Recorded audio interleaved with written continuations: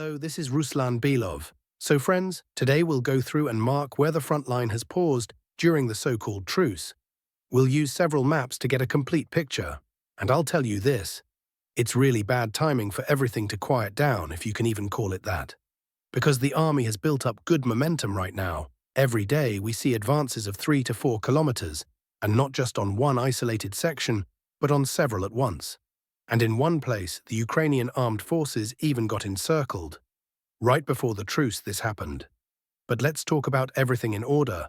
We'll start from the north and move south.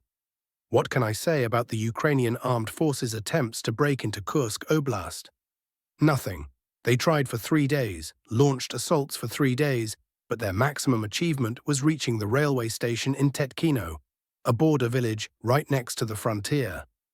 Just for clarity, for those who don't know, the Tetkino railway station is located 300 meters from the border. Well, they managed to cross those 300 meters. And that's it. That's their entire achievement. And near the village of Novi Put, they didn't even manage to cross the border at all. Meanwhile, they lost a total of about 20 pieces of equipment here. But you know what? Forget the equipment. How many men did they lose?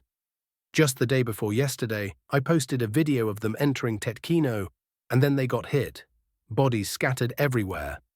And yesterday, I posted footage of them riding from the village of Iskrikovshchina into Sumy Oblast on a quad bike. And get this, not 1, not 2, but 5 soldiers crammed onto that quad.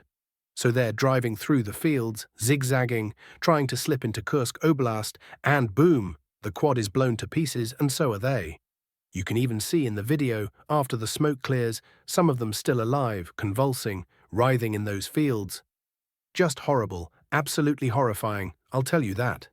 Check the link in the first comment, my Telegram channel, and you can see this footage for yourself. To sum up, over 3 days, over 100 UAF dead, 20 pieces of burned-out equipment, including tanks and 3 demoning vehicles, and absolutely zero results. I mean, are we seriously going to call 300 meters and entering Tetkino some kind of success? Of course not. Even in Belgorod Oblast, remember when they attacked Demidovka and Popovka, they had more success. Though in the end, they achieved nothing there either. Here, it's a complete zero. That said, we shouldn't relax because intelligence reports they're pulling up reserves. They're not using them yet, but they're preparing for something. Maybe they'll push on May 9th or after the truce. I don't know. We'll see. The main thing is to be ready. Moving on. Kharkiv Oblast. Over the past day, no major advances have been recorded. Yesterday, we discussed the push near Stepovoy Novoselki. And that's about it. The Dvoroshensk bridgehead and everything else is at a standstill for now. But good news comes from the Lyman sector. Just the other day, the Russian Defense Ministry reported that the village of Lipovo has come under Russian control. That's the next village after Novoye. So what does this mean? It means the village of Zelenaya Dolina is now blocked from 2 sides, north and east. And after Lipovo is taken, it will be the next target. Then, you see, there's a road here. It leads to Shandryholov, allowing us to straighten the front line between Shandryholov and Kolodyazy. Now, talking exact timelines is tricky, but I think by July we'll see these developments. After the front line is properly straightened, the offensive on Lyman will begin. On the left bank of the Zherebets River, no changes yet. Heavy, grueling battles continue in Toretsk. All right, let's move further, to the sector where the UAF got encircled. The Siversk direction. Over the past few weeks, there have been major improvements here. Specifically, we've entered Grigorovka. And as you can see, the eastern part of the village is now under our full control. The total advance within the village itself, meaning the residential area, is 800 meters. To push further, toward the center and western part, we first need to take the heights south of Grigorovka. As for Chasiv Yar, we haven't had news in a while, but right before the 3-day truce, which again is unclear, some say it's in effect, others say it's not, because reports from the front line are mixed. Shooting in some places, silence in others. We managed to advance from the northern outskirts of Chasiv Yar. See here?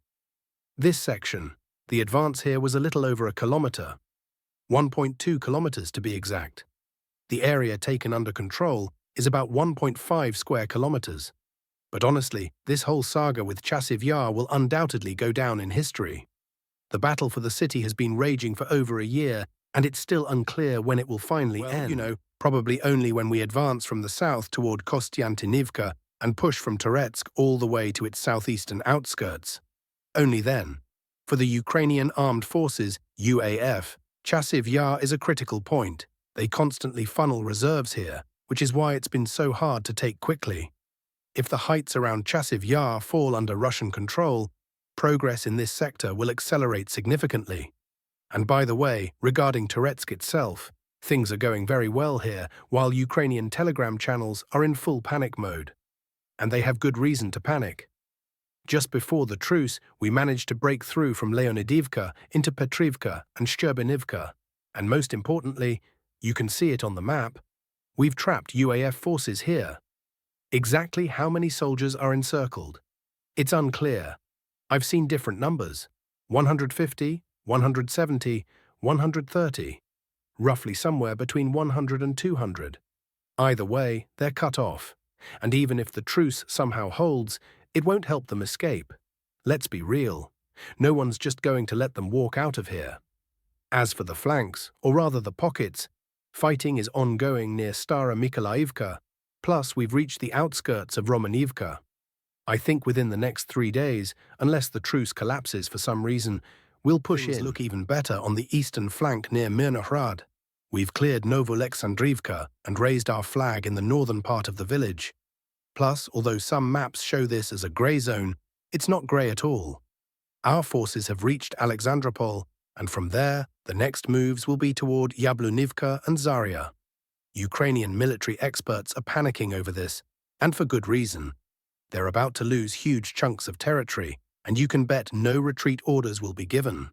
And well, someone's bound to get encircled again. The key is making sure they don't bring in reinforcements over these days. Otherwise, progress will slow. Also in this sector, fighting continues for Novopoltavka, though not all maps reflect it yet. Our forces managed to advance along the highway, cross it, and strike the UAF garrison from the rear. Now we're attacking from both sides, or rather, were attacking. Once full-scale combat resumes, and I stress full-scale because limited fighting is still happening. Like I said earlier, it's not total silence, especially from the Ukrainian side, and our guys return fire when needed. I'm confident the village will fall quickly. Next, Pokrovsk direction, fighting on the approaches to Pokrovsk.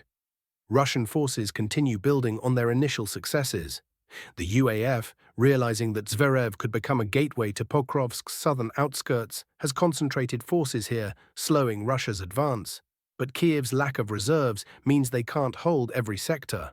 That's why Russian units from Shevchenko recently pushed toward Khutor-Belgiyka from the south and the eastern railway. Securing Belgiyka would eliminate the UAF's threat to Shevchenko and allow Russian forces to threaten Pokrovsk's southern flank, not just from Zverev, west, but also from the south.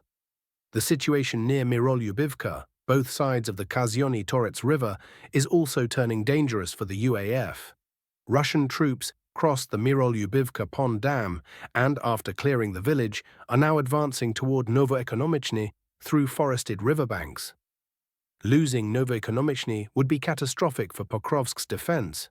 It would let Russia fully block UAF supply routes with drones, which currently rely heavily on Rodinsky to the north. On the western flank, we've advanced over 2 kilometers from Uspanivka, seizing the eastern part of Novoserhivka.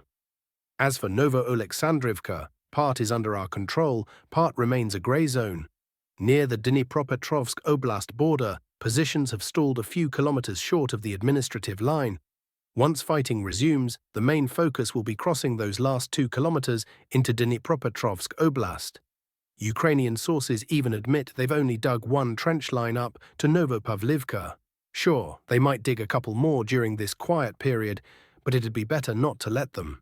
Right before recording, we got word that Troitsky came under Russian control just before the truce.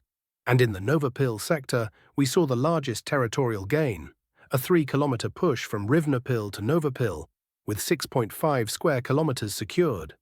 As for other fronts, Zaporizhzhia, Kherson, Nothing to report, static lines.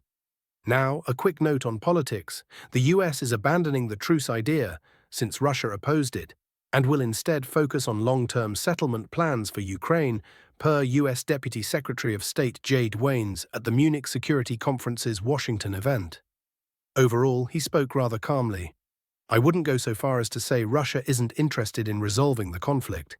At the moment, they've put forward a number of demands that we consider excessive. But that's part of the natural negotiation process, he stated. Vance acknowledged that there's currently a gulf between Ukraine's and Russia's positions, and effectively endorsed Russia's call for direct talks with Ukraine, calling the absence of dialogue absurd. He described direct engagement as the necessary next major step in negotiations. The US wants Moscow and Kyiv to start speaking to each other, and Washington is prepared to facilitate the process, Vance added. Meanwhile, Canadian Prime Minister Mark Carney made headlines after asking Donald Trump to stop referring to Canada as the 51st U.S. state. During a meeting at the White House, Carney responded to Trump's repeated remarks about Canada's potential annexation with a firm but diplomatic, "Canada is not for sale." As you know, in real estate, there are properties that are never listed. But the opportunity lies in partnership and what we can build together, Carney said.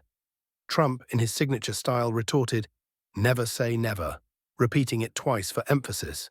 Trump's scattergun approach, targeting Canada, the Panama Canal, Greenland, reveals a lack of strategic focus. If he'd picked one objective, worked behind the scenes to lay the groundwork, and only then gone public, it would have been far more effective politically. In business, Trump's native arena, he could personally star in the deal, negotiate directly, and be the face of his ventures. But geopolitics doesn't work that way.